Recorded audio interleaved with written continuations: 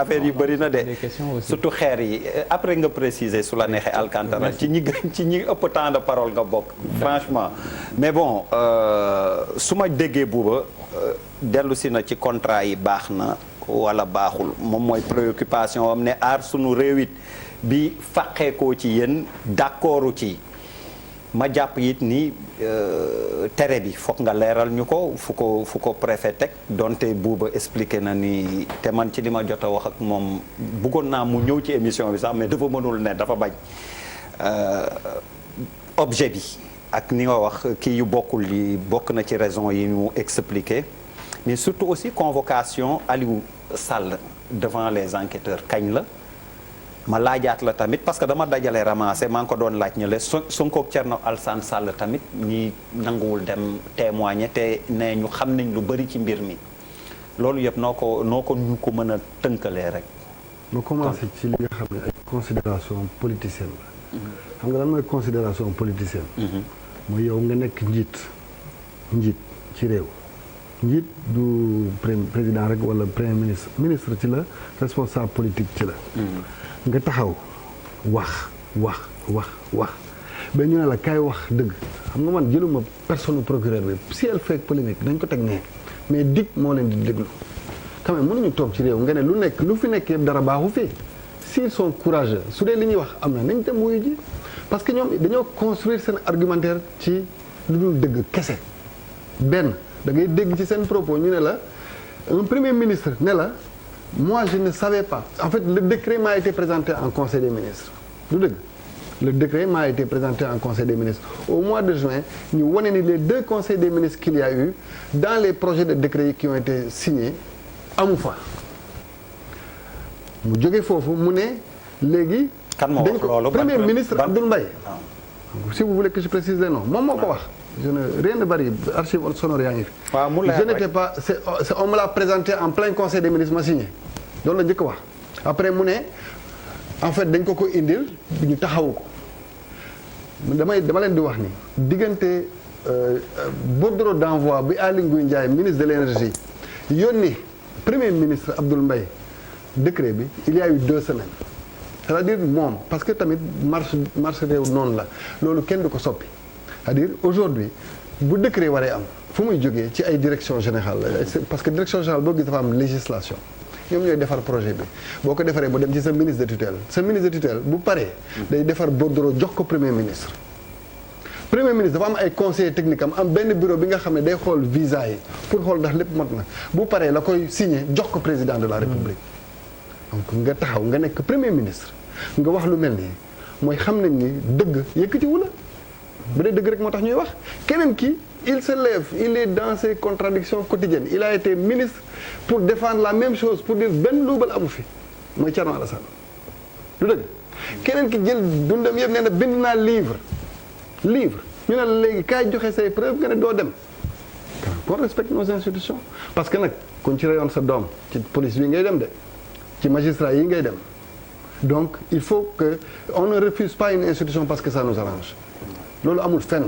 s'ils sont courageux parce que dañoo xam liñ fa fekk xam nga yéen a ngi wax tuuti li kase wax mais kay bu mu demee nee na moom xamul ban condition la signé décret bi moom Abdoul Mbaye parce que tamit vous ne pouvez pas dire waaye na bu dara senn ngeen sennloo rapport IGE bu nga xam ne d'ailleurs ça ne lit pas le président de la République ngeen sennloo ko après nga ne kenn du wax ci li ngeen wax fële te mu contradictoire donc il faut qu'on se respecte. mais loolu kan moo ko génne. xaw ma yow lay laaj yow yaa journaliste bi yow yaa ma gën a xarañ ci loolu. non mais man loolu daf ma jaaxal Pape moi j'aurais aimé savoir parce que tamit loolu. mais loolu da nga koy condamner d'abord c'est-à-dire une république normale warul doxee noonu. mais dans les deux cas figure loolu laa wax c'est pas comme si dañ koy rafetlu sinon on est contradictoire mais waruñu ko rafetlu xam nga Pape man xam nga fan laay tàmbalee damay leen di naan kilifa du tuuti. un préfet. fonctionnaire assermenté doo taxaw di naan il est irresponsable. c'est assez grave. parce que pour man bu ñuy àtte yéen vous êtes les journalistes c'est vous qui devez fixer les règles ici. non man sur le point par précis exemple non dama lay jox cas. non waxuma loolu sur le point précis de l'attitude bu fekkee sur le point précis autant sur le rapport de l'IGE que sur les fuites qu'il y a eu sur la DIC moi je suis pas d'accord mais kan ma koy génne. voilà c'est vous qui avez yéen a am xarañ gi tax mais bul ma dévier ci débat bi parce que man li ma intéressé. non en fait dama bëgg mooy question wu Bouba Ndour. c'est-à-dire ñoom ils ont construit aujourd'hui tout un système de déstabilisation ñan ñooy marché bi c'est pas les recalés là les troisièmes c'est eux qui étaient dans c'est le même groupe d'activistes, d'accord, de recalés. ñoom ñoo nekkaat ci même coalition bi on a eu 5 candidats à l'élection présidentielle où sont les 3 autres dañu leen dégg ci marche bi. Mais pourquoi quelqu'un va vouloir systématiquement mettre notre pays en campagne électorale permanente? jox nañ la possibilité nga marche nga. Ouais, non, c'est pas non Malal, tu vas m'écouter. Je suis pas d'accord. Malal, c'est toi qui étais là sur ce plateau. Tu as dit tu n'étais pas d'accord que Ousmane Sonko te rejoigne dans ce combat. Ouais, non, je suis pas d'accord. Mais non, tu es dans tes contradictions. Non, après Bouba, je te donne la parole nga. Bouba, dama lay wax benn affaire. bi ñuy tàmbali débat bi, on pense même que c'est du pétrole. C'est pas du pétrole, c'est du gaz. Parce que le fait est que aujourd'hui Petro-Tim bi li ko concerné mooy gaz puits bi nga xam ne ñun ak Mauritanie ñoo ko bokk. D'accord Petro-Tim jaayoon ci benn wàll BP jaayaat ci beneen wàll Cosmos boobu moo ñu intéressé parce que boobu moo indi coow lii. Franck Timis bi ñuy wax au départ parce que tamit il faut qu'on lève les équivoques on nous a dit Franck Timis Samba Boy la kenn xamu ko Franck Timis avant loolu il avait déjà 3 contrats au Sénégal. Dans le régime précédent il a signé 3 contrats de recherche et d'exploration ñu ne ñun xamuñu ko fi ku signé suñu réew parce que tamit Abdoulaye Wade président de la République du Sénégal respect bi ma koy jox moom lay jox président Macky Sall tey donc moom bu signé ak nit ñetti contrat kenn mënul taxaw ne ma kii kenn xamu ko capacité financière 1057e fortune mondiale en 2011 milliardaire en dollars nga ne kooku amul capacité financière xam nga loolu moo fi doon débat yi.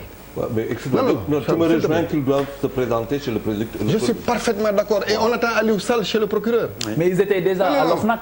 Non. ak Franck Timis entendre nañ ko OFNAC Aliou Sall entendre nañ ko OFNAC où est ce rapport. Est-ce que rapport boobu dem na aboutir loolu tamit c'est une question. Moi je dis aujourd'hui il y a une demande forte des Sénégalais il faut pas qu'on nous dévie du débat.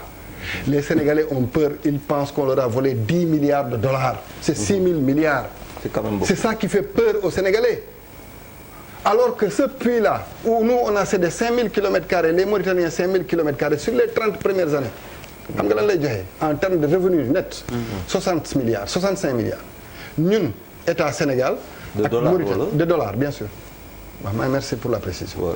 Donc, évitons la sophistication du débat na simple. non lu muy wax ne am na solo. Il faut que les gens puissent comprendre. Mais sortons du jargon technique. Sortons du jargon technique. Parce que c'est ça qui l'intéresse. Aujourd'hui, je te défie de me sortir un contrat d'exploitation. Non, sortons du dama ne nañu génn sophistication débat bi utilisons des termes simples. ba nit ñi mën a comprendre. li ma wax li yomb la mooy tey dama bëgg nga génneel ma benn contrat bu Sénégal signé ñu ne ma beneen réew signé na ko bi contrat Sénégal signé moo gën a bon doo ko gis. je les mets tous au défi kenn du ma génneel contrat d'exploration et d'exploitation bi nga xam ne gën na baax bu Sénégal dans les mêmes conditions amul xam nga loolu moo la intéressé normalement. Deuxièmement, non, moo ñu intéressé ñun ñëpp. Quand même. Charles, si tu il n'y a pas que le Sénégal. Non, attends, il y a la Malaisie, il y a d'autres pays. Mais sortez-moi un contrat. Il faut qu'on arrête le nombre les autres pays, la Norvège et tout ça. Vous avez dit qu'on a vendangé les intérêts du Sénégal. Non, on n'a pas dit qu'on a. Non, c'est ce que vous avez dit. Non, kenn waxu ko fi. Si. Kenn ku ne on a. Non, waxuma la yow loolu mooy débat bi quand même. Non, débat bi du loolu de. Débat bi c'est que débat bi sax ce n'est pas un problème de contrat. Le problème de contrat, c'est vous qui le posez. Vous nous dites non, attends, kan moo yëkkati coow li? Le débat, c'est que Aliou Sall se mette à la disposition de la justice. Mais il sera à la disposition de la justice. Je t'ai dit, je suis d'accord pour ça. Non, il ne faut pas. Je suis d'accord. Il ne faut non. Malal, tu enfonces une porte ouverte. Non, dafa lank. On vous a écouté, mais da ngeen di déglu nit ñi. Malal débat dafay leer. Yéen bu ngeen amee xam nga Pape Djibi dafa ne. Mais Malal, tu te calmes. Il ne faut pas qu'on soit dans des sophistications day compliqué question bi nga ci yow la ñuy sukkandiku yaay modérateur bi yow yaa ne le débat c'est Aliou Sall waxoo Moustapha Dieng waxoo contrat le libellé de ta question mooy Aliou Sall doit être à la disposition de la justice loolu mooy question. Mais loolu c'est une évidence. Tu enfonces une porte. Pourquoi on veut orienter le débat way contrat yi baax na. Contrat yi baax na c'est les techniciens. Man lu ma xam ci contrat bu baax. On avance dans le débat. Il a dit que c'est une évidence. Yow xam nga contrat bu baax. Malal, s'il te plaît, on l'écoute. Munoo fexe ba contrat yi moom du intéressé ñeneen ñi. Ça nous intéresse mais c'est pas l'objet aujourd'hui. Non mais munoo fexe ba loolu du ci intéressé. ça fait partie du problème s'il te plaît. ça ne peut pas les intéresser parce qu'ils sont dans leur stratégie de non Malal s'il te plaît wax nga nañ ko déglu mu continuer quand même. oui mais d'accord mais aussi nit yi ils ont le droit de mais yow yaa ngi nii yaay monsieur bu ma dagg. yaay monsieur bu ma dagg il faut qu'on s'écoute quand même. nit mënul nekk dans une man damay déglu pour xam li ñuy wax il faut qu'on s'écoute de déstabilisation d'un pays nga am possibilité ak wax askan bi ci li nga xam ne kenn du ko teggi nga bëgg chaque instant nga koy dagg man je vous ai écouté je vous ai pas coupé mais moi je dis lan moo fi am problème tey xanaa du salaire Aliou Sall bi parce que loolu kenn du ko wax du cas 145 millions 10 milliards de dollars yi moom la ñuy wax mais démb ils ont déjà varié leur argumentaire en disant c'est des projections te génnewuñ ko ci benn critère scientifique. lan mooy projection. mu leer comme ni Pape bi di wax xam nga tey nit mënul yeewu ne non dañu gis ay documents yu wóor ñu ne Franck Timis dañ koy verser 10 milliards de dollars après ñu yeewu tey di la naan c'est ay calcul man du ma dugg ci seen argument je suis pas là pour leur argument li ma wax mooy tey nañu génneel contrat bu nga xam ne génn na contrat au Sénégal biñ la ko mus a génneel amul les 10 milliards de dollars quand même vous avez tous regardé le documentaire il semblerait kenn du tëj ci journaliste il semblerait voilà conditionnel waaw ku teg conditionnel kenn du la ci tëj donc bu ñu defee conditionnel jaxase suñu réew ñun li ñu war mooy ñu ne leen lii moo fi am te xoolal sur les 30 prochaines années le puits de Grande Tortue mooy bi ñuy wax noonu bi indi coow li il rapportera 114 milliards de dollars seulement sur les 30 prochaines années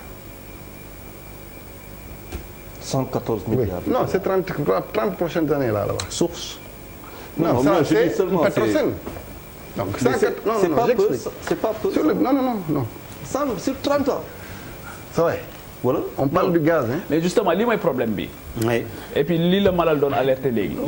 waaw vous voulez qu'on informe on informe non mais justement c'est-à-dire que bu doo ñëw rek aussi jël say chiffres noonu. mais balance migrant yow tamit. jiñ ci doomu jàmbur nit dafa sàcc 10 milliards bi muy non waxuñu ko mais kan moo jiñ comment est-ce qu'on en est arrivé là bu doon jiñ rek. non bu doon jiñ rek. non Malal dit que waxul loolu. ah bon ok waaw léegi. léegi benn question rek loolu la ñuy rapporter donc ça nous rapporte 140 milliards de dollars. Ça donne comme revenu brut. Ça donne comme revenu brut 114 milliards de dollars. Estimé. loolu calculer lañ ko ci CFA da ngeen di dégg 114 milliards de dollars xam nga 10 milliards de dollars bi ñu ngi naan. mooy 6 000 da ngay multiplier par 100 mooy 60 000 milliards. waaw 60 000 milliards. 60 000 milliards sur 30 ans c'est pas beaucoup. sur un puits. Sur un puits. D'accord. Qu'on partage avec un autre pays. D'accord. Donc on a 30 000. On a la moitié quoi. Non, xam nga aussi c'est du gaz. Division par deux. Non, xam nga c'est du gaz. Le gaz il y a deux moyens de le transporter. Oui. mooy da nga koy liquéfier maanaam nga def ko ndox. D'accord. wala nga lakk ko. mais loolu dañ koy fay. Je suis d'accord. Mais dama bëgg ne sur les 140 milliards 114 milliards. Les 60 milliards sont des revenus. Lële mooy les revenus bruts d'exploitation. ok donc 60 milliards ci chiffre d'affaires. mais vraiment chiffre yi moom mën nañu. non am na solo. c'est la politique du chiffre. non am na solo. chiffre yi moom mën naa xam nga tey. non bu dee damay génne chiffre dama leen di naan. est-ce que Aliou Sall a le droit. Est-ce que Aliou Sall a le droit d'être représentant de quelqu'un? Oui, il avait le droit. Oui. Si, parce qu'il faut qu'il fasse vivre sa famille. C'est un Sénégalais. C'est pas parce que voilà. Et puis bi muy am aussi Macky Sall n'était pas au pouvoir. Maintenant, bu dee politique rek quoi maanaam je ne réponds plus à ta question parce que ce qui t'intéressait normalement c'est de dire on va attendre tant d'argent est-ce que Sénégal dina ci am wala. loolu moo intéressé mais loolu laa bëggoon wax bu parler de politique du chiffre. déedéet man du loolu moo intéressé. non il faut le chiffre. c'est important dama ne nañu génne contrat yi gars yi xool ko. mais contrat yi c'est en ligne. non Macky Sall non waaw léegi bu ko gars yi génnee ba pare non bu ko gars yi génnee ñu xool ndax contrat yi baax na wala baax. c'est en ligne depuis 1 an presque. waaw ndax baax na non mais j'explique. Macky Sall a signé non attends Macky Sall a signé 8 contrats d'exploration. Ok. Dont 2 qui étaient des contrats attribués à Franck Timis et qu'il a résilié. moo ñu waral projet bi ñu Franck Timis di defal. Parce que le volume d'investissement qu'on attendait mu def ko ci ñaari contrat am yooyu defu ko ci on a résilié xam nga. Donc man je vois pas comment tu peux être de connivence avec quelqu'un après nga résilier jox ko total. Alors avant ñuy dem ci interdiction préfet juge dem